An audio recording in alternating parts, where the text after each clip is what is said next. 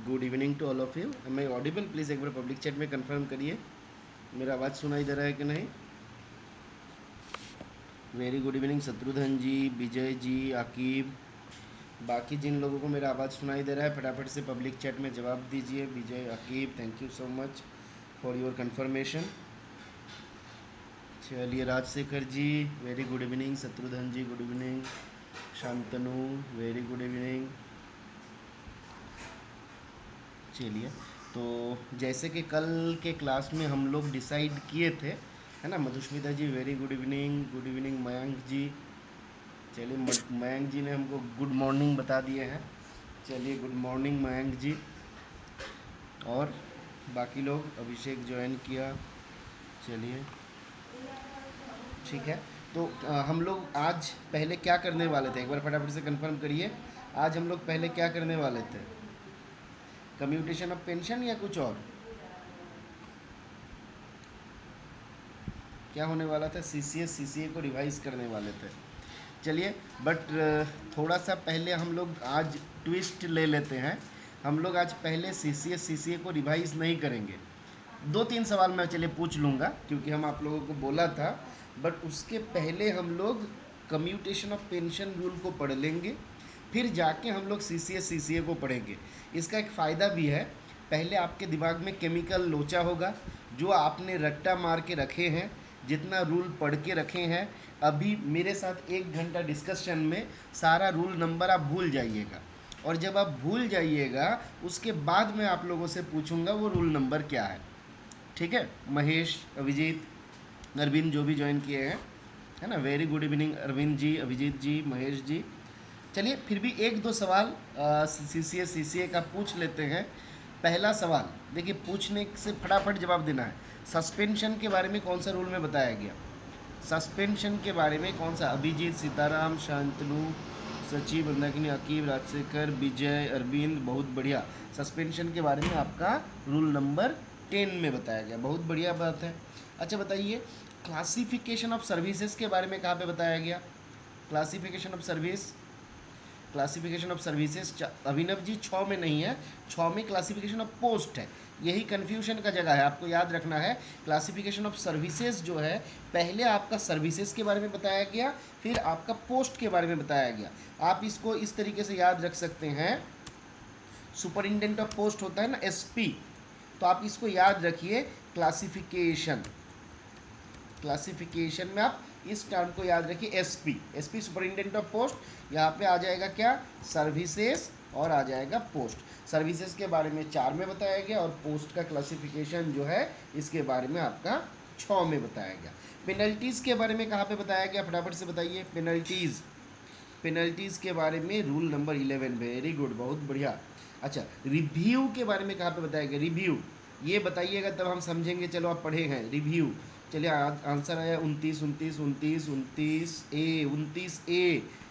किसने किसने जवाब दिया? 29 है। 2-3 आंसर हमको याद आ दिख रहे हैं। Abhinav ji, Suman ji, very good. अभिनव जी, सुमन जी, बहुत बढ़िया। देखिए, ये रिव्यू और रिवीजन हमेशा आपको कंफ्यूज करेगा। ठीक है, रिव्यू और रिवीजन जो है आपको कंफ्यूज करेगा। आपको याद रखना है, पहले रिवीजन है, बाद में रिव्यू है। मतलब अपील किया था ना, अपील करने के बाद भी लोग अपने ऑर्डर को रिवाइज कर पाता है। सपोज अपील के बाद पहले वो जाएगा रिवीजन के लिए, फिर जाएगा रिव्यू के लिए, है ना। आप इसको थोड़ा इस प्रकार से याद रखिए। एग्ज़ाम के समय पे जब हम लोग एग्ज़ाम देते हैं, ख़त्म हो जाता है, मम्मी पापा हम लोगों को क्या बोलता था कि बेटा जब एग्ज़ाम ख़त्म हो जाएगा, गुड इवनिंग ज्ञानेंद्र जी, जब एग्ज़ाम ख़त्म हो जाएगा अच्छी तरीके से रिवाइज कर लेना। याद आ रहा है आपको बचपन की बात, जब आप छोटी चड्डी पहनते थे, लॉलीपॉप खाते थे, स्कूल में जाते थे, आपका मम्मी आपका पापा बोलते थे एग्ज़ाम ख़त्म होने के बाद क्या करना है? रिवाइज करना है। रिवाइज का मतलब क्या हुआ?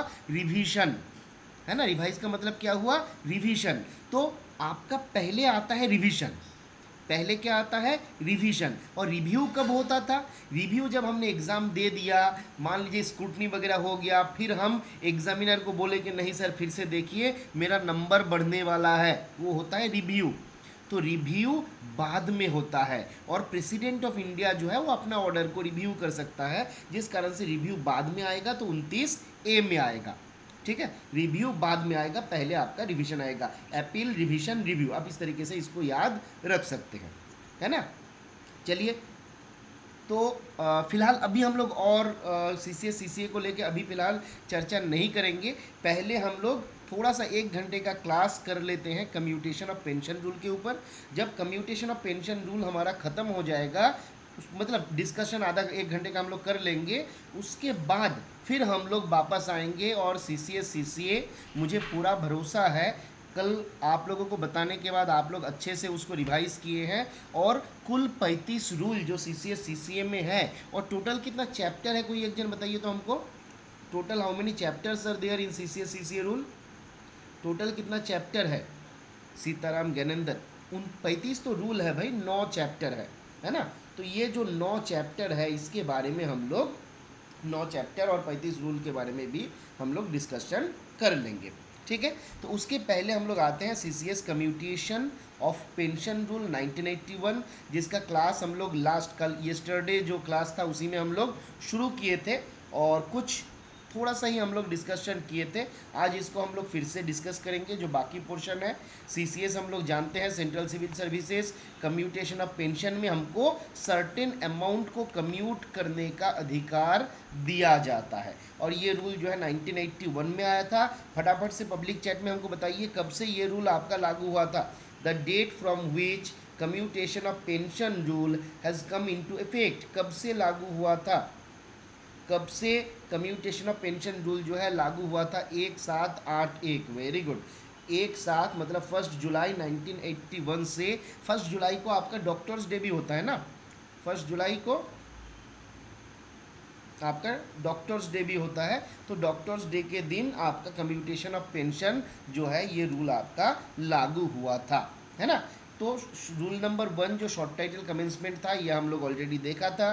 फिर हमने एप्लीकेशन देखा था कि जिन लोगों के ऊपर पेंशन रूल लागू है, डिफरेंट प्रकार का पेंशन जिसको चैप्टर 5 में बताया गया, वो जिन लोगों के ऊपर लागू है उन लोगों के ऊपर ये रूल भी एप्लीकेबल है, लागू है। चैप्टर 5 में डिफरेंट प्रकार का पेंशन हम लोग देखे थे, जैसे जैसे आपका सुपरएनुएशन पेंशन था, रिटर्निंग पेंशन था, हमने देखा था। फिर हमने सुपरएनुएशन पेंशन देखा था, रिटायरिंग पेंशन देखा था, इनवैलिड पेंशन देखा था। रूल नंबर एक बार फटाफट बताइएगा हमको, सुपरएनुएशन पेंशन रूल नंबर कितना था फटाफट से? 33 था, 33 था, very good. Retiring pension rule number कितना था आपका? लेट होगा तो 32 में कब से हो गया अभिजीत जी, पिटाई खाने वाले हैं आप। 32 में क्या था? एवरेज एमोलूमेंट था, है ना। 34 से लेके 42, 33 से लेके 42 तक, इसके भीतर हमारा 42 नहीं है, 42 अलग हो जाएगा, 41 तक है ना। 42 किसने बोला, है ना। तो आपका 33 में हमने देखा सुपरएनुएशन, फिर 34 में देखा रिटायरिंग पेंशन, फिर 35, 36, 37 और 38 इसमें हम लोग देखे थे। उसमें हम लोग क्या देखे थे? SBPA देखे थे ना, SBPA, है ना। मतलब आपका स्टेट गवर्नमेंट में जो था उसका एब्जॉर्प्शन हुआ, फिर बॉडी कंपनी और कॉरपोरेशन में एब्जॉर्प्शन हुआ, फिर PSU में एब्जॉर्प्शन हुआ, फिर ऑटोनोमस बॉडी में एब्जॉर्प्शन हुआ। इसको 35, 36, 37, 38 में हम लोग देखा था। फिर हमने इनवैलिड पेंशन देखा था 39 में, 39 में। 40 में हम लोग क्या देखा था? 40 में क्या देखा था बताइए? 40 में क्या देखा था फटाफट से? कंपलसारी रिटायरमेंट वाला, है ना। कंपलसरी रिटायरमेंट वाला पेंशन जो है यही देखे थे, है ना, बिल्कुल। CRP कंपलसरी रिटायरिंग पेंशन जो है उसको देखे थे, किसी गवर्नमेंट सर्वेंट को कंपलसरी रिटायरमेंट अगर हो गया। फिर हमने देखा था रूल नंबर 41 में कंपैशनेट अलाउंस देखे थे, है ना, कंपैशनेट अलाउंस देखे थे। तो ये जो डिफरेंट प्रकार का पेंशन है, इसके भीतर किसी भी एक प्रकार का पेंशन अगर किसी गवर्नमेंट सर्वेंट को मिल रहा है, उनके ऊपर ये कम्यूटेशन ऑफ पेंशन रूल जो है लागू होगा। फिर हमने यहाँ पे डेफिनेशन देखा, डेफिनेशन में बहुत कुछ खास है नहीं। फिर आपको याद रखना था एप्लीकेंट के भीतर केवल गवर्नमेंट सर्वेंट होंगे, है ना। Chief administrative medical authority, state government, union territory दोनों को कवर किया गया। रिटायरमेंट ग्रेचुइटी के भीतर हमको याद रखना था इसका रूल नंबर 45 का 1, है ना। मेडिकल अथॉरिटी के केस में हम लोगों को याद रखना है इसके बारे में, कम्यूटेशन ऑफ पेंशन रूल के रूल 22 में बताया गया कि मेडिकल अथॉरिटी कौन होगा। बेसिकली यहाँ पे एक ही बात बताया गया कि मेडिकल अथॉरिटी क्या एक बोर्ड होगा, क्या मेडिकल बोर्ड होगा। सर्टेन केसेस है जहाँ पे मेडिकल अथॉरिटी बोर्ड होता है, कुछ केस होता है जहाँ पे सिविल सर्जन मान लीजिए, है ना, या फिर डिस्ट्रिक्ट मेडिकल ऑफिसर जो है वो लोग आपका मेडिकल अथॉरिटी होते हैं। तो कौन होगा मेडिकल अथॉरिटी, इसके बारे में रूल 22 में बताया गया। फिर हमने देखा पेंशन का मतलब क्या है, पेंशन रूल का मतलब क्या है। प्रोविजनल पेंशन, प्रोविजनल पेंशन सवाल पूछा जा सकता है कि रूल नंबर 8 और 62 इसमें जो पेंशन के बारे में बताया गया। 8 में हमने क्या देखा था, एडमिनिस्ट्रेटिव ग्राउंड पे जब प्रेसिडेंट ऑफ इंडिया किसी गवर्नमेंट सर्वेंट को प्रोविजनल पेंशन देता है ना, तो वो हमने देखा था। 62 में देखे अदर देन एडमिनिस्ट्रेटिव रीजन में अगर किसी को प्रोविजनल पेंशन मिल रहा है, टेबल हमने देखा। फिर हमने देखा restriction on commutation of pension, है ना। ये हम लोग ऑलरेडी देख लिए कि कौन सा गवर्नमेंट सर्वेंट को मिलने वाला है, कौन सा केस में नहीं मिलेगा। जैसे डिपार्टमेंटल और जुडिशियल प्रोसीडिंग अगर पेंडिंग है तो जब तक डिपार्टमेंटल प्रोसीडिंग खत्म नहीं होगा तब तक कम्यूटेशन ऑफ पेंशन जो है अलाउड नहीं है। अगर वो खत्म हो गया, फाइनल रिजल्ट आ गया, उसके बाद आपका कम्यूटेशन अलाउड है, बट उसके पहले कम्यूटेशन ऑफ पेंशन जो है अलाउड आपका नहीं रहेगा। किसी गवर्नमेंट सर्वेंट को रूल 8 के तहत डिपार्टमेंटल या जुडिशियल प्रोसीडिंग के लिए आपका मान लीजिए प्रेसिडेंट ने प्रोविजनल पेंशन वो पे कर रहा था, वो गवर्नमेंट सर्वेंट को जब तक आपका फाइनलाइज नहीं होगा तब तक आपका कम्यूटेशन का ऑप्शन नहीं मिलेगा। फिर हमने ये बहुत इंपॉर्टेंट था, आपसे सवाल पूछेगा, इसका रूल नंबर भी याद रखना है, इसका रूल नंबर भी याद रखना है। रूल 5, रूल 5 में लिमिट बताया गया है ना। हमारे हाथ में कितना उंगली है, 5, तो उंगली का नंबर का लिमिट अगर आप ऋतिक रोशन नहीं है तो 5 है। सिमिलरली कम्यूटेशन ऑफ पेंशन का लिमिट भी रूल 5 में बताया गया, जहाँ पे बोला गया मैक्सिमम 40% आप कम्यूट कर सकते हैं। कब से ये लागू हुआ, तो 1 जनवरी 1996 से ये आपका लागू हुआ था, है ना। हमने यहाँ पे देखा कि मैक्सिमम 40% हम कम्यूट कर सकते हैं, और कम्यूट करने के लिए अलग अलग फॉर्म का यूज़ कर सकते हैं, ये भी हमने देखा। फॉर्म 1 में अप्लाई कर सकते हैं, फॉर्म 6 में कर सकते हैं, फॉर्म 2 में कर सकते हैं ना। तो ये अलग अलग जगह पे हम लोग देखे हैं, और आज के क्लास में जब हम आगे बढ़ेंगे तो एक एक करके आपको ऑप्शन मिलेगा, कब हम फॉर्म 1 में अप्लाई कर रहे हैं, कब हम फॉर्म 2 में अप्लाई कर रहे हैं, सारा चीज़ आपको मिलेगा। राउंड अप कैसे होता है, नेक्स्ट हायर रुपीज़ में राउंड अप होता है, ये भी हम लोग पिछले क्लास में देखे हुए थे, है ना। अब आते हैं हम लोग रूल 6, जहाँ पे बताया गया कम्यूटेशन कब एब्सोल्यूट होगा, है ना। Commutation of pension become absolute मतलब कब पेएबल होगा, कब मिलेगा, है ना। तो ये इफेक्टिव कब से होगा, date of effect of commutation of pension, इसके बारे में यहाँ पे आपका बताया जा रहा है। क्या बोला जा रहा है, चलिए देख लेते हैं। बोला कि commutation of pension shall become absolute in the case of an applicant on the date on which application in form 1 is received at the head of office, है ना। जब हेड ऑफ ऑफिस के पास एप्लीकेशन इन फॉर्म 1 आएगा उस जगह पे उस date से मान लिया जाएगा क्या, the date on which form 1 जो है वो आपका मिला है उसी डेट को बोला जा रहा है। The commutation of pension shall become absolute in case of an applicant. यहाँ पे हम लोग देखने को मिल जाएगा कि कौन सा डेट में, देखिए अब यहाँ पे 2 केसेस आ रहा है, इधर हम यहाँ पे मान लीजिए फॉर्म 1 सबमिट करेंगे या कोई दूसरा फॉर्म सबमिट करेंगे। तो अगर हम फॉर्म 1 सबमिट कर रहे हैं कौन से केस में, जब मेरा रिटायरमेंट वाला केस हो रहा है, उस केस में क्या होगा, तो बोला गया on the date following the date of retirement. अब क्या हुआ, मैंने रिटायरमेंट से पहले ही मेरा फॉर्म 1 सबमिट किया था मेरे ऑफिस में, मेरे हेड ऑफ ऑफिस के पास। इसको नॉर्मली 3 महीना पहले आपका कर लिया जाता है ना, कि मान लीजिए कुछ दिन पहले ही आपका फॉर्म वगैरह दे दिया गया। तो यहाँ पे 3 महीना पहले मान लीजिए मैंने फॉर्म 1 भर के मेरे हेड ऑफ ऑफिस को दे दिया, तो फंडा क्या हुआ, बिफोर रिटायरमेंट जब हम अप्लाई कर रहे हैं, बिफोर रिटायरमेंट जब हम अप्लाई कर रहे हैं तो कौन सा फॉर्म में हम कर रहे हैं एप्लीकेशन, फॉर्म 1 में हम एप्लीकेशन कर रहे हैं, है ना। इसके साथ साथ हम लोग आगे और भी चीज़ें देखेंगे। तो अगर हम फॉर्म 1 में अप्लाई किया, कब से मेरा ये पेंशन एब्सोल्यूट हुआ, मतलब कब से एक्चुअल में ये अमाउंट हमको पे होने वाला है, तो बोला गया the date following the date of his retirement. जिस दिन मेरा रिटायरमेंट हो जाएगा उसका अगला दिन में बोला जाएगा कम्यूटेशन ऑफ पेंशन जो है ये आपका एब्सोल्यूट हुआ है। फिर क्या बोला गया, on the date on which medical authority signs the medical report in part 3 of form 4, है ना। ये कौन सा वाला केस हुआ, देखिए दो केसेस होता है, दो प्रकार का केसेस होता है कम्यूटेशन ऑफ पेंशन में। एक मान लीजिए मेडिकल वाला, जहाँ पे हमको मेडिकल होगा उसके बाद कम्यूट करने देगा। एक होगा नॉन मेडिकल वाला, जैसे रिटायरमेंट के पहले मैं फॉर्म 1 में अप्लाई किया, यहाँ पे मेडिकल का कोई आवश्यकता हो सकता है कि नहीं हो, बट मान लीजिए रिटायरमेंट के 1 साल बाद मैंने एप्लीकेशन किया तो वहाँ पे मेडिकल का ज़रूरत पड़ेगा। कोई बंदा जो है इनवैलिड पेंशन में, आगे हम लोग देखेंगे कौन सा केसेस में मेडिकल का आवश्यकता है, कौन सा केस में नहीं है ना। मान लीजिए किसी इनवैलिड पेंशन में कोई बंदा रिटायर हो रहा है, उनके केस में मेडिकल का आवश्यकता है। तो अगर मेडिकल का आवश्यकता है उस केस में मेडिकल अथॉरिटी जब साइन करेगा, अब यहाँ पे हमको बताइए मेडिकल अथॉरिटी के बारे में कौन सा रूल में बताया गया था, मेडिकल अथॉरिटी के बारे में कौन सा रूल में बताया गया था, फटाफट से जवाब दीजिए।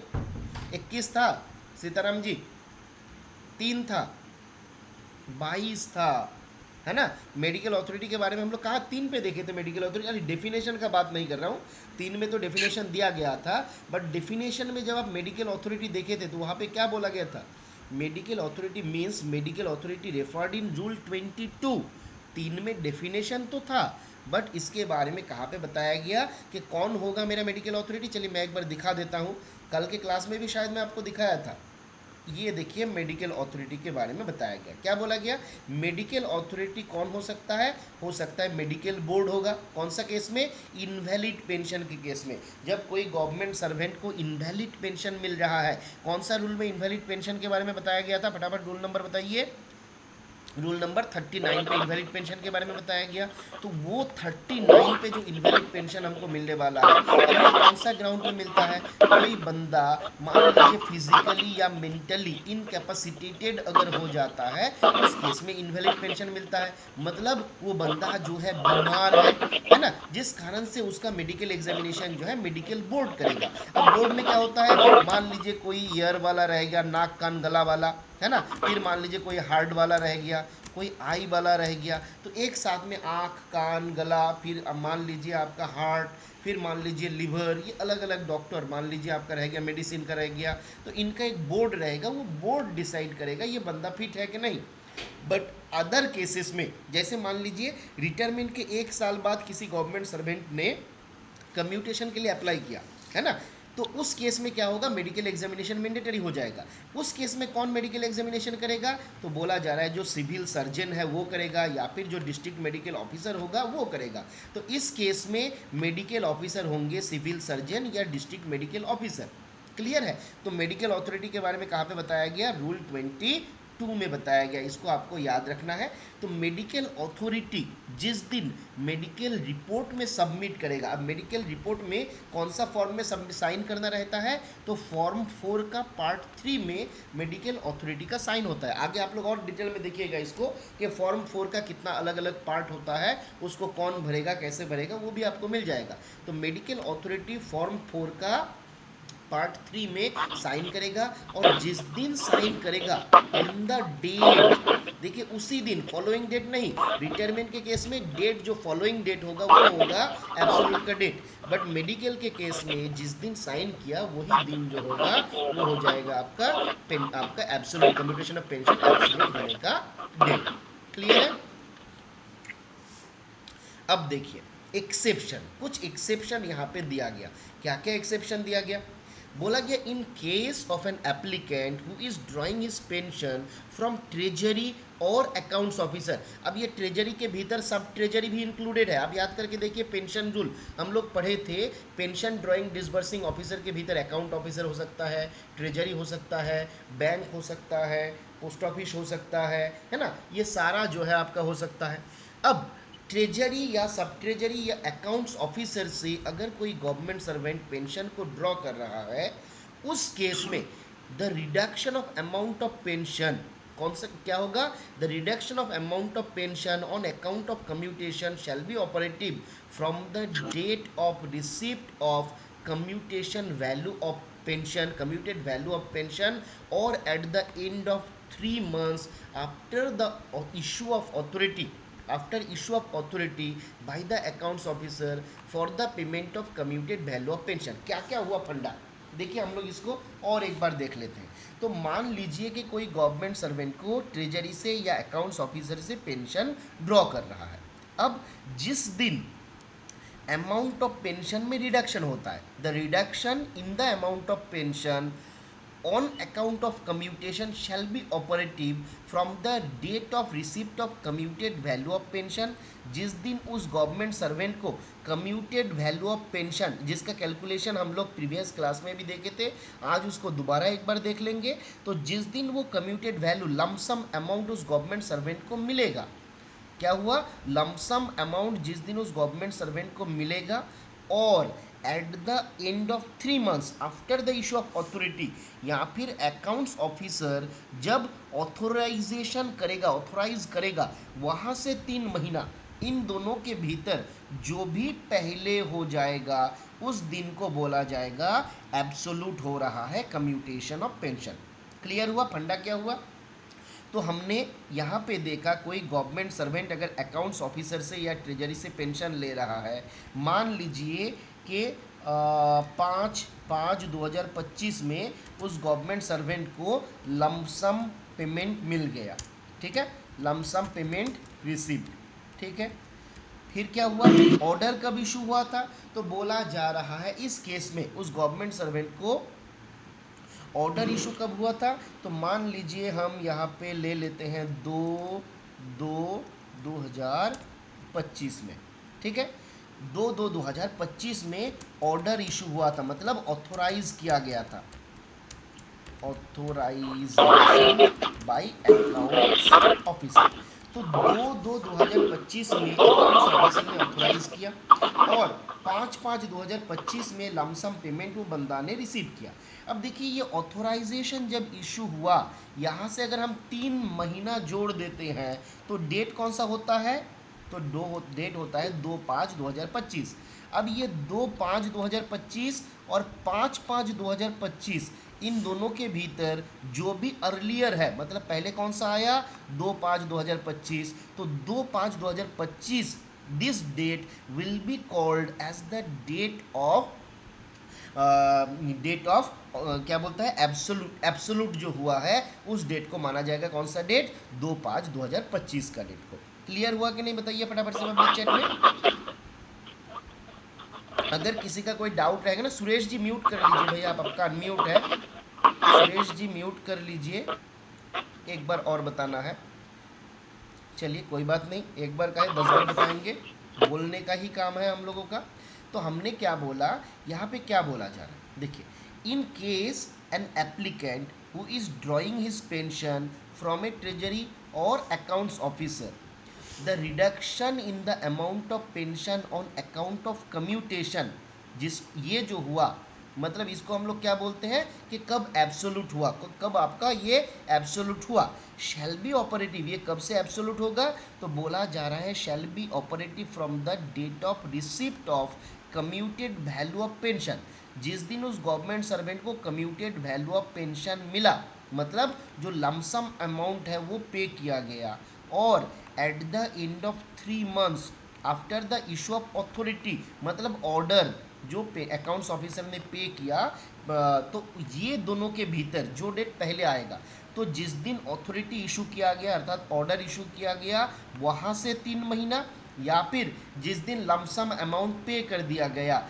इनमें से जो पहले आएगा उस डेट को बोला जाएगा कि उस दिन ये जो मेरा कम्यूटेशन ऑफ पेंशन था वो आपका एब्सोल्यूट हुआ था, ठीक है, याद रहेगा राजशेखर जी, अभी क्लियर है, आगे बढ़ा जाए। चलिए आगे क्या बोला गया, बोला गया in case commuted value of pension becomes payable on the day following the date of his retirement, the reduction in the amount of pension on account of commutation shall be operative from the day of its inception। तो अगर ऐसा होता है कि जिस दिन retirement हुआ उसका अगले दिन ही कम्यूटेड वैल्यू ऑफ पेंशन जो है वो आपका मिल जाएगा, लमसम अमाउंट पे कर दिया जाएगा, तो डेट ऑफ इंसेप्शन मतलब जब पेंशन पे किया गया उसी दिन से ही आपका ये हमारा ऑपरेटिव हो जाएगा, एब्सोल्यूट हो जाएगा। तो यही बात हमारा बताया गया कि कब एब्सोल्यूट होने वाला है। तो रूल 6 में बताया गया कब कम्यूटेशन ऑफ पेंशन एब्सोल्यूट होने वाला है। मतलब फंडा क्या हुआ, लमसम पे कर दिया गया हमारा। अब इसको आप इस तरीके से समझो, इसका आसान भाषा में अगर बोले, कब से कम रेट में या रिड्यूस्ड रेट में पेंशन मिलेगा, है ना। फंडा समझ में आया है कि हमको कब से रिड्यूस्ड रेट में पैसा मिलेगा।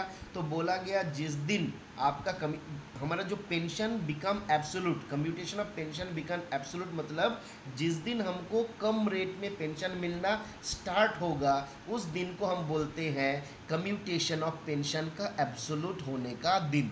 याद रहेगा। तो कब से हमको कम मिलेगा उसी के बारे में यहाँ पे बताया गया। ठीक है, आगे बढ़ा जाए। चलिए आगे क्या बोला गया, बोला गया in case an applicant referred in rule 9 और रूल 9 और रूल 10 में, चलिए आगे देखेंगे उसमें क्या बताया गया। The commuted value is paid in 2 और more stages, the reduction in the amount of pension shall be made from respective dates of payment. अब देखिए कैसा केसेस हो सकता है।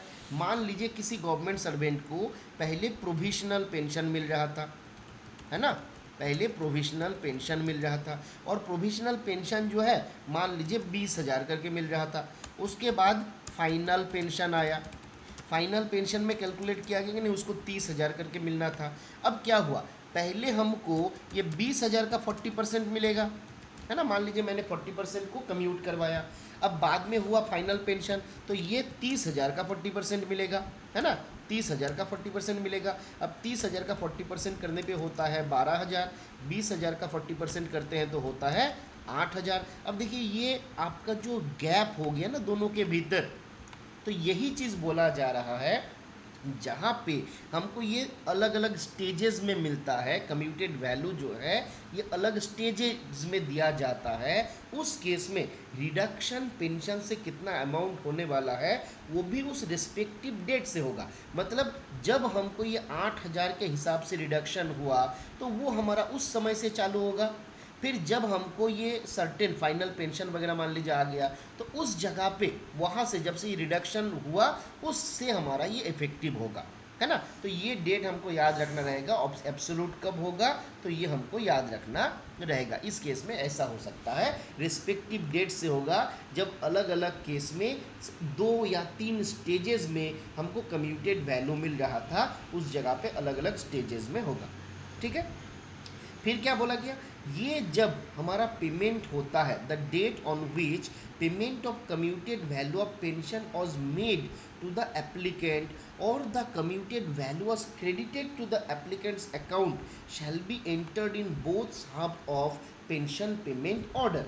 तो कौन सा तारीख को ये जो कम्यूटेड वैल्यू ऑफ पेंशन था, ये आपका the date on which the payment of commuted value was made, कौन सा तारीख को कम्यूटेड वैल्यू लमसम अमाउंट जो था इसका पेमेंट एप्लीकेंट को किया गया, या फिर कौन सा तारीख को ये आपका कम्यूटेड वैल्यू एक्चुअल में एप्लीकेंट के खाते पे गया। ये डेट जो है पेंशन पेमेंट ऑर्डर जो पीपीओ होता है उसके दोनों हाफ में लिखा जाएगा। ठीक है, ये हमारा रूल 6 में ये सारा बातें बताया गया है। ठीक है, तो रूल 6 में क्या बोला गया था, पेंशन कब एब्सोल्यूट होता है। ठीक है, आगे बढ़ा जाए, एक बार कंफर्म करिए, आगे बढ़े हम लोग। चलिए ज्ञानेंद्र जी ने जवाब दिया, बाकी लोग विशाल, मंदाकिनी और इंद्रजीत,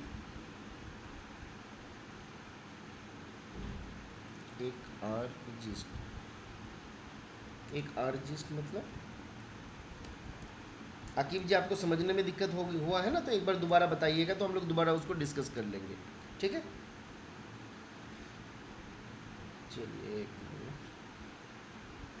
अच्छा रूल 6, मैंने रूल 6 वाला क्लियर हुआ कि नहीं पहले ये बताइए।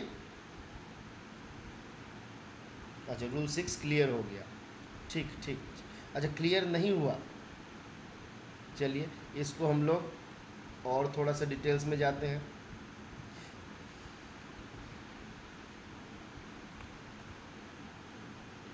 चलिए देखता हूँ ये भाई साहब कैसे इसको एक्सप्लेन करता है। एक्सप्लेन रूल 6 सब रूल 2 विथ एग्जाम्पल। चलिए आने देते हैं, ठीक है, थोड़ा सा टाइम लग, अरे आने देते हैं, ठीक है, थोड़ा सा इंटरनेट कनेक्शन स्लो चल रहा है।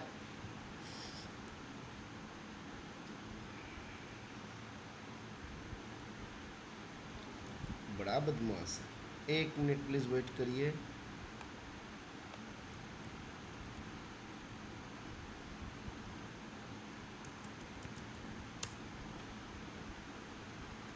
चलिए इसको एक्सप्लेन कैसे किया है।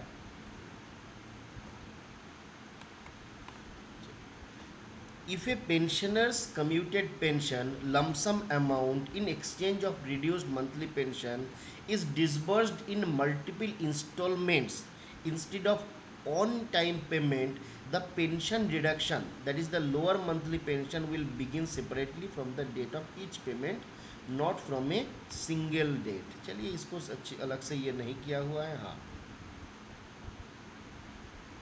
इसको समझने का तो अलग से बहुत ज़्यादा कुछ ये है नहीं। अच्छा, अभिजीत जी बोला है कि क्लियर है, चलिए देखने से ही क्लियर हो गया। अच्छा, अब तो देखे भी नहीं है ना, क्या बोला जा रहा है, और एक बार इसको देख लेते हैं हम लोग। यही वाला पोर्शन, कौन सा वाला क्लियर नहीं था आकिब जी, एक बार बता दीजिए, 6 का 2 या कौन सा वाला।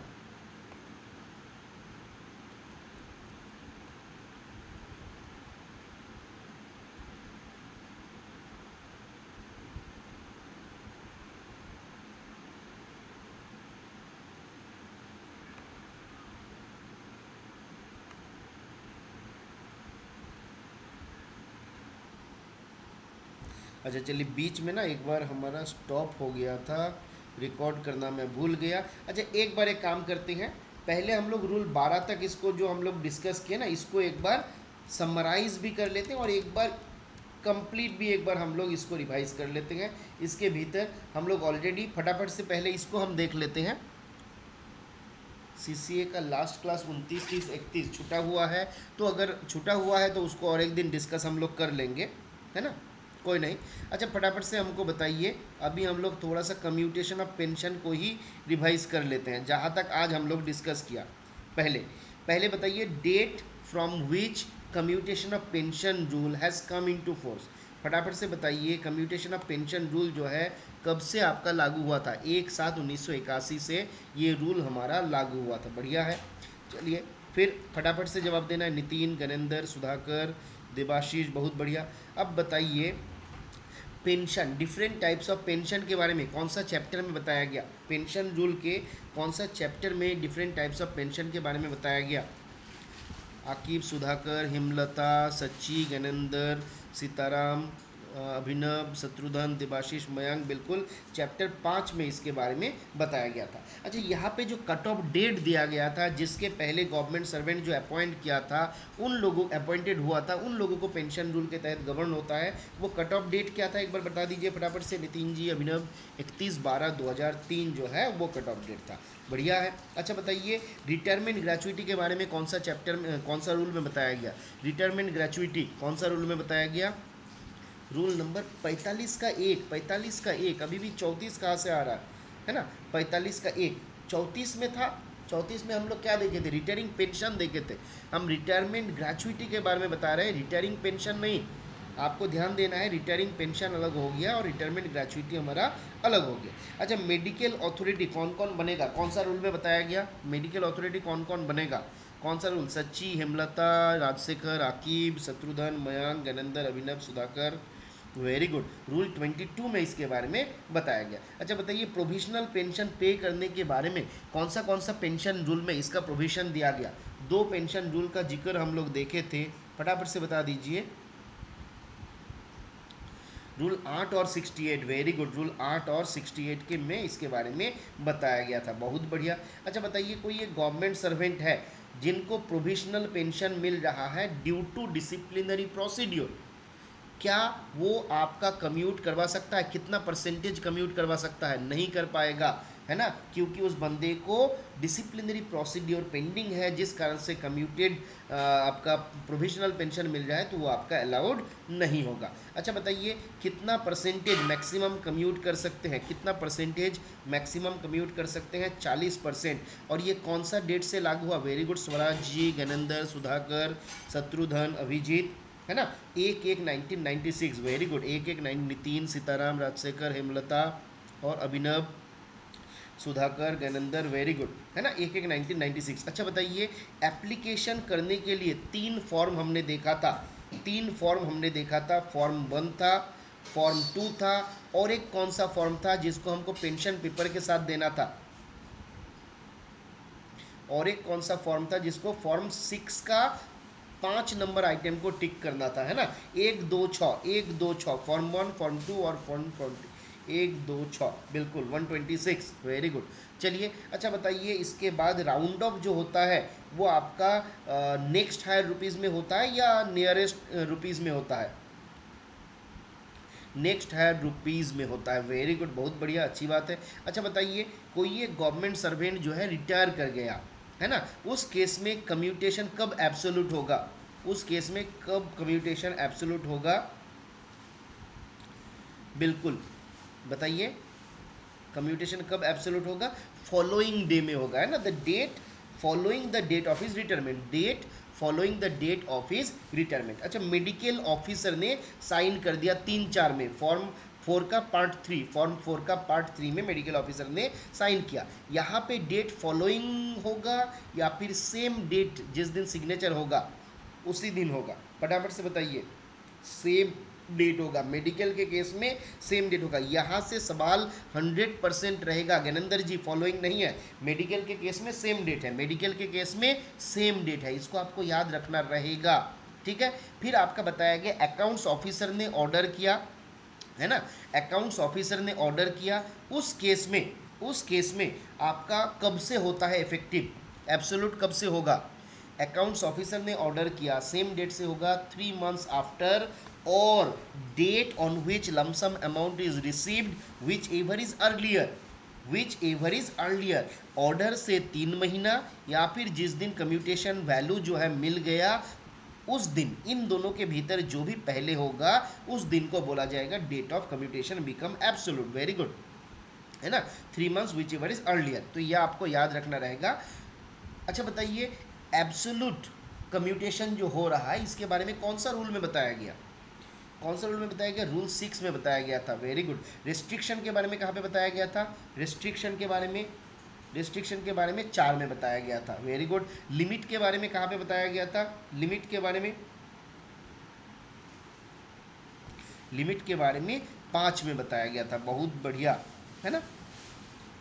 अच्छा, ये तो हम लोग ऑलरेडी देख लिए, हाँ। अच्छा, 2 या 3 स्टेजेस में हो रहा है, यहाँ पे कौन सा डेट से एब्सोल्यूट माना जाएगा? 2 या 3 स्टेजेस में हो रहा है, यहाँ पे कौन सा डेट से एब्सोल्यूट माना जाएगा? 6 के 2 में बताया गया था, कौन सा डेट से एब्सोल्यूट माना जाएगा? रिस्पेक्टिव डेट, रेट्रोस्पेक्टिव नहीं है, ये रिस्पेक्टिव डेट है ना, जो आपका पर्टिकुलर अमाउंट जो रहेगा वो जिस दिन से हुआ है उसी दिन से माना जाएगा कि आपका एब्सोल्यूट हो चुका है ना।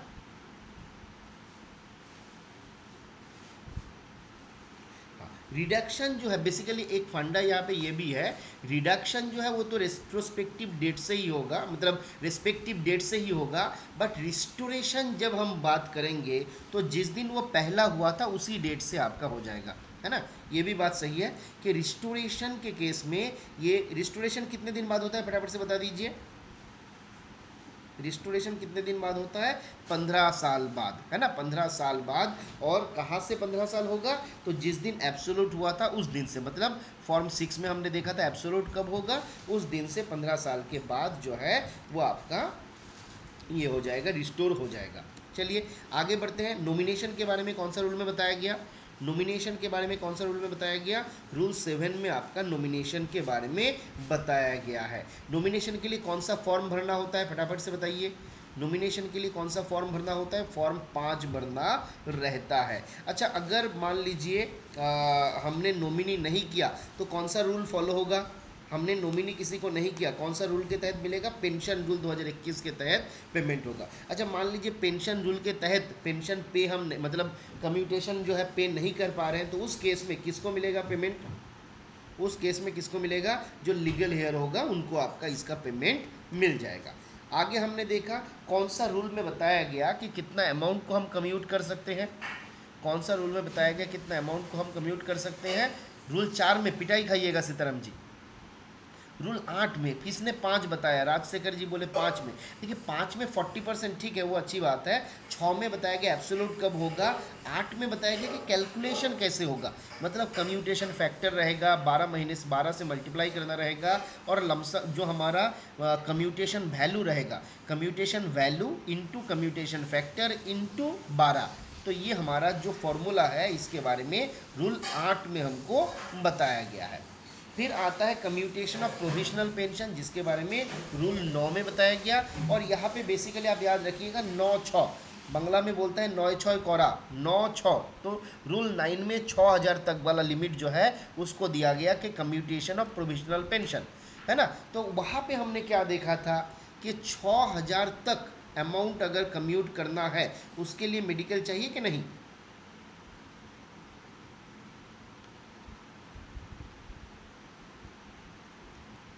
उस केस में हमारा मेडिकल का आवश्यकता नहीं है। अब मान लीजिए पहले 6,000 का कम था, बाद में भी 6,000 का कम था, तो नहीं चाहिए था। अब मान लीजिए बाद में अमाउंट जो है 6,000 से ज़्यादा है और डिफरेंस जो है 100 से ज़्यादा है। अब कौन सा फॉर्म भरना पड़ेगा बताइए? यहाँ पे yes is the answer. And इसके लिए कौन सा फॉर्म भरना पड़ेगा? फॉर्म 2 जो है उसको आपको भरना पड़ेगा। Very good. अच्छा बताइए, retrospective revision of final pension, इसके बारे में हमने कहाँ पे देखा? कौन सा रूल में देखा? रूल 10 में देखा। इसके लिए कौन सा फॉर्म में अप्लाई करना होता है? इसके लिए कौन सा फॉर्म में अप्लाई करना होता है?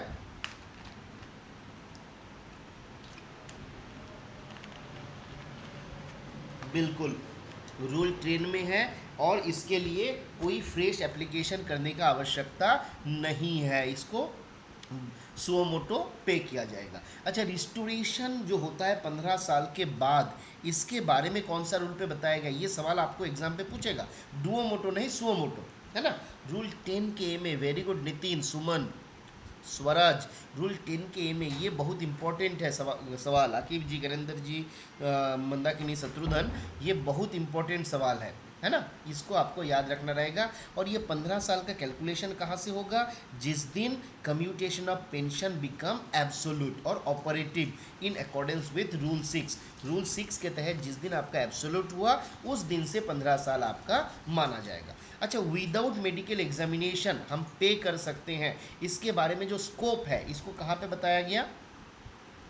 रूल 11 पे बताया गया। 12 में नहीं है, 12 में नहीं है, रूल जो 11 है उसमें आपका स्कोप दिया गया, और कौन सा केस में एलिजिबिलिटी कंडीशन क्या है वो आपका 12 में बताया गया। तो स्कोप था 11 में, और एलिजिबिलिटी किसके किसका होगा उसका डिटेल्स दिया हुआ है रूल 12 में। मेडिकल एग्जामिनेशन के आधार पे जो होता है उसके बारे में कौन सा रूल पे बताया गया? स्कोप जो है उसके बारे में बताया गया था आपका 17 में। और हमने आपको सवाल इस तरीके से भी, ये पेज से एक सवाल आएगा, आपको सीधा बोलेगा कि which of the following person और following government servant in which condition a government servant is allowed to avail the commutation value of pension या commuted value of pension without any medical examination. उसमें option A कर देगा superannuation pension वाला, option B कर देगा retiring pension वाला, फिर देगा इनवैलिड पेंशन वाला, एब्जॉर्प्शन वाला। तो आपको याद रखना है, सुपरएनुएशन हो, रिटायरिंग हो, एब्जॉर्प्शन हो, कंपेंसेशन हो, ये सारा केस में मेडिकल का आवश्यकता नहीं है। जहाँ पे डिपार्टमेंटल और जुडिशियल प्रोसीड्योर कंप्लीट होने के बाद फाइनल ऑर्डर किया गया वहाँ पर भी इसका आवश्यकता नहीं है। तो ये 4-5 केसेस जो है हमको याद रखना रहेगा। तो यहाँ तक हम लोग आज के क्लास में डिस्कस किए हुए थे, ठीक है। तो ये वाला मुझे लगता है अभी आप लोगों को याद रहेगा, है ना, आसान है, मुश्किल तो कुछ है नहीं, याद हो जाएगा ना। कल हम लोग और एक क्लास देखते हैं। कल हम लोग अगर क्लास करना होगा ना तो सुबह क्लास करना रहेगा थोड़ा, तो मैं टाइम आपको शेयर कर दूंगा, ठीक है।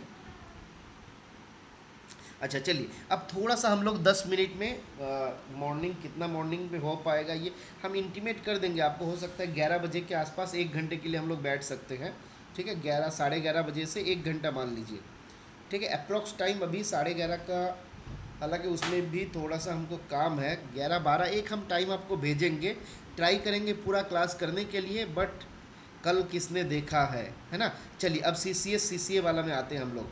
फटाफट से बताइए, रूल 12 में किसके बारे में बताया गया? रूल 12 में किसके बारे में बताया गया? फटाफट से बताइए।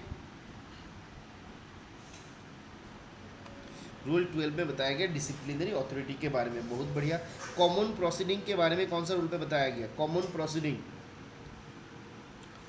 कॉमन प्रोसीडिंग, बिल्कुल रूल 18 जो है उसमें आपका कॉमन प्रोसीडिंग के बारे में बताया गया, बहुत बढ़िया। अच्छा बताइए फटाफट से, action to be taken on inquiry report कौन सा रूल पे बताया गया? Action to be taken on inquiry report, Sitaram, Harindra और किसने किसने, चलिए बहुत बढ़िया, वेरी गुड। स्वराज जी, सुमन, हेमलता, शत्रुघ्न, बिल्कुल 15, देवाशीष, मयांक, बिल्कुल। अच्छा बताइए, आपका orders against which no appeal lies, ये बहुत इंपॉर्टेंट है। Orders against which no appeal lies, very good. Sushant, Sitaram, Suman, Aqib, Mandakini, Swaraj, Gyanendra, Sudhakar, rule 22 में इसके बारे में बताया गया। अच्छा ये भी बहुत इंपॉर्टेंट है, period of limitation of appeal, period of limitation of appeal, Sushant ji जवाब दिया, very good.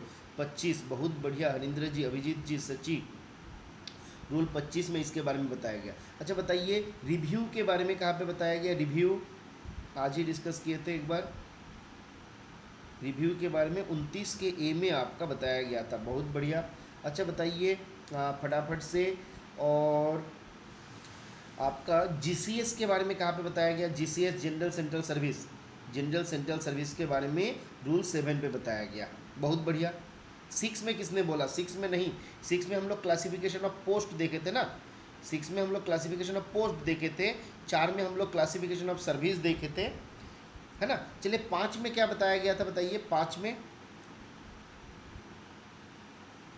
Constitution of central civil service, 5 में बताया गया constitution of central civil service. अच्छा appointment of group A servant and post, मतलब appointing authority of group A service and post जो है कहाँ पे बताया गया? रूल 8 में बताया गया था, बहुत बढ़िया। फिर बताइए, मेजर पेनल्टी का जो प्रोसीड्योर है उसको कहाँ पे बताया गया? ये तो सभी लोग जानता है, बच्चा बच्चा जानता है, चप्पा चप्पा जानता है, रूल 14 में इसके बारे में बताया गया था। चलिए बढ़िया है, आप लोग अच्छा याद किए हैं। फिर शुरू से हम लोग आते हैं फटाफट। रूल 1 में क्या बताया गया था? फटाफट से बताना है। रूल 1,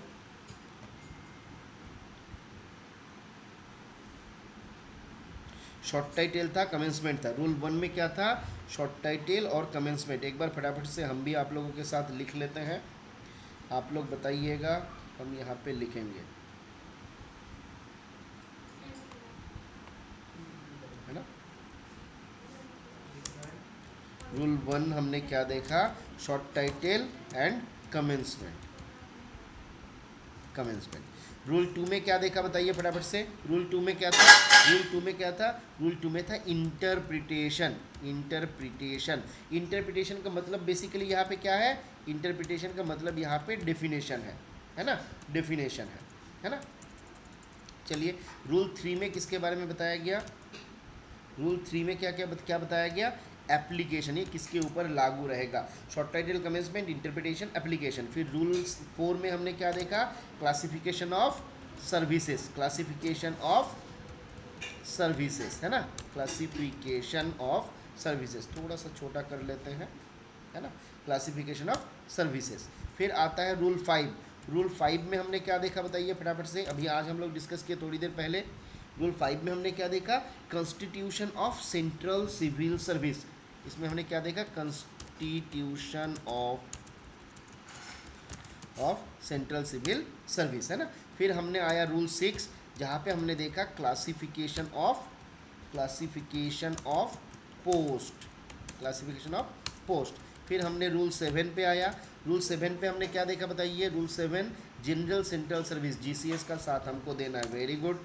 फिर हमने रूल 8 में आया, जहाँ पे हमने क्या देखा? Appointing authority of group A government servant, है ना, अपॉइंटिंग अथॉरिटी ऑफ ग्रुप ए के बारे में देखा। फिर हम लोग आया रूल 9, जहाँ पे अदर देन रहेगा ना, appointing authority to appointment to other services and post, है ना। तो यहाँ पे हमने देखा appointing authority to other other than A, other than A, है ना। फिर हम आया रूल 10 पे। रूल 10 पे क्या था बताइए फटाफट से? रूल 10 में क्या था? सस्पेंशन था, बढ़िया है। रूल 11 में क्या था बताइए? रूल 11 में फटाफट पेनल्टी, वेरी गुड, पेनल्टी। फिर हमने रूल 12 देखा। रूल 12 में क्या था बताइए? रूल 12 फटाफट मंदाकिनी, वेरी गुड, सची, वेरी गुड, डिसिप्लिनरी अथॉरिटी के बारे में देखा। फिर आता है रूल 13। रूल 13 में क्या बताया? फटाफट से बताइए। Who can institute the proceeding, है ना, authority to institute proceeding, authority to institute proceeding. Basically last class में आप लोग डिस्कस कर रहे थे, जो आपका माइनर पेनल्टी का चार्जशीट इशू कर सकता है वो मेजर पेनल्टी का भी चार्जशीट इशू कर सकता है। इसी के बारे में कहाँ पे बताया गया? रूल 13 में। और जितना हमको याद आ रहा है रूल 13 का 1 में शायद इसके बारे में बताया गया था कि जो माइनर पेनल्टी का चार्जशीट इशू कर सकता है वो आपका मेजर पेनल्टी का भी चार्जशीट इशू कर सकता है, बट डिसीशन नहीं दे सकता है। इवन उसको अगर माइनर पेनल्टी भी देना है तो भी नहीं दे सकता है। Institute proceeding, authority to institute proceeding, ठीक है। इंस्टीट्यूट प्रोसीडिंग का मतलब सजा देना नहीं होता है, आपका चार्जशीट इनिशिएट करना, प्रोसीडिंग को इनिशिएट करना होता है। फिर रूल 14 हमने देखा, जहाँ पे major penalty, major penalty total कितना है बताइए फटाफट से? टोटल कितना मेजर पेनल्टी है? ऐसे मेजर पेनल्टी वो तो रूल 11 में आएगा, बट टोटल 5 हमारा मेजर पेनल्टी है। इसमें याद रखना है मेजर पेनल्टी का प्रोसीड्योर बताया गया। पूजा खावे तो আসতে বলো, আমি এদিকে সরে বসছি, 5 मिनट लगते हैं, ठीक है। मेजर पेनल्टी का प्रोसीड्योर जो है वो बताया गया रूल 14 पे। फिर आता है रूल 15। रूल 15 में क्या बताया गया फटाफट से बताइए? रूल 15 में क्या बताया गया? एक्शन ऑन, सही बोल रहे हैं ना, एक्शन ऑन इंक्वायरी रिपोर्ट, बिल्कुल, action on inquiry report. Inquiry report कौन सबमिट करता है? जो आईओ होता है वो आपका इंक्वायरी रिपोर्ट सबमिट करता है। फिर रूल 16 हमने देखा, यहाँ पे माइनर पेनल्टी का प्रोसीड्यूर बताया गया, है ना, प्रोसीड्यूर बताया गया। चलिए आगे बढ़ते हैं। रूल 17 में क्या बताया गया? रूल 17 में क्या बताया गया? कम्युनिकेशन ऑफ ऑर्डर, है ना, माइनर पेनल्टी का ऑर्डर, मेजर पेनल्टी का ऑर्डर, कैसे हम कम्युनिकेट करेंगे गवर्नमेंट सर्वेंट के साथ, communication of order, very good, इसको याद रखना है। फिर हमको याद रखना है रूल 18। रूल 18 में क्या था फटाफट से बताइए? रूल 18 में कॉमन प्रोसीड्योर, है ना, कॉमन प्रोसीड्योर या कॉमन प्रोसीडिंग बोल सकते हैं हम उसको, कॉमन प्रोसीडिंग के बारे में बताया गया, बिल्कुल। रूल 19 में क्या बताया गया फटाफट से बताइए? हम भूल गए हैं। Rule 19 special cases, special cases मतलब जहाँ पे बिना हियरिंग का भी आप मेजर पेनल्टी दे सकते हो, उसको हम लोग बोलते हैं स्पेशल केसेस, स्पेशल केसेस, ठीक है। मतलब आपको रिमूव कर देना है, डिसमिस कर देना है, पर उसके लिए आईओपीओ नहीं करना है, वो हो गया स्पेशल केसेस। फिर आता है रूल 20। रूल 20 में क्या बताया गया था बताइए फटाफट से? यहाँ पे याद रखना 20 और 21, एक में उधार दिया और एक में उधार लिया, और जो जहरीला होता है उसको हम उधार दे देते हैं, और जो लोग अच्छा होता है उनको हम बुला लेते हैं। इसलिए 20 में था लेंट और 21 में है बोरो, है ना। लेंट, पहले लेंट था ना, 20 में आपका लेंट था, provision regarding officer lent to state government, 20 में आपका लेंट टू स्टेट गवर्नमेंट, जहरीले लोगों को आप उधार दे दो और अच्छा लोगों को बुला लो। फिर आता है रूल 22। रूल 22 में क्या बताया गया फटाफट से बताइए? Action against which no appeal lies, है ना, जैसे आपका क्या बोलते हैं, एक्शन इन एड बोला जाता है, जिसको हम लोग बोलते हैं, क्या बोलते हैं उसको? No appeal lies, APPL, appeal lies, है ना, कि कोई आपका प्रोसीड्योर चल रहा है, जैसे आईओपीओ का इंक्वायरी चल रहा है, उस टाइम पे आईओ ने कोई ऑर्डर दे दिया और आप उसके खिलाफ अपील कर दिए, तो ये सब नहीं चलेगा, ठीक है। आगे आता है रूल 23। इसमें क्या बोला गया? जिसके अगेंस्ट में अपील बिलोंग करता है, लाई करता है ना, अपील जिसके अगेंस्ट में लाई करता है, ठीक है।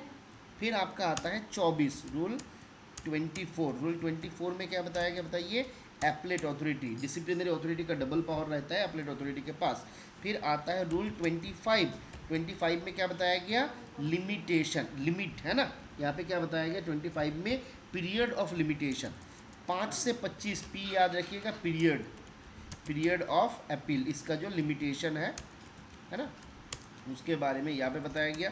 फिर आता है रूल 26। रूल 26 में क्या बताया गया बताइए, 26 में form and content of appeal. Content of appeal, appeal में ए टू जेड हमको क्या लिखना है, अपील में ए टू जेड हमको क्या लिखना है, वो 26 में बताया जाता है ना। Content of appeal, forms of appeal, तो आपका इसके बारे में 26 में बताया गया, 26 अल्फ़ाबेट रहता है। फिर आपका आता है रूल 27, है ना, अपील अच्छे से हमने कर दिया, समय पे कर दिया, तो उसको कंसीडर किया जाएगा, कंसीडरेशन ऑफ अपील, है ना, कंसीडरेशन ऑफ अपील, रूल 27 पे बताया गया।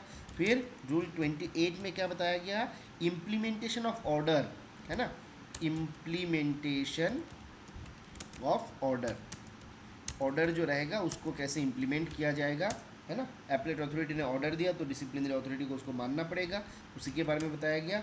रूल 29 बहुत ज़्यादा इंपॉर्टेंट है, बताइए क्या बोला गया यहाँ पे, रिव्यू है या रिविजन है, सची, पहले क्या होता है, पहले होता है रिवीजन, है ना, पहले होता है रिवीजन। फिर रूल 29 के ए में बताया गया रिव्यू के बारे में, है ना।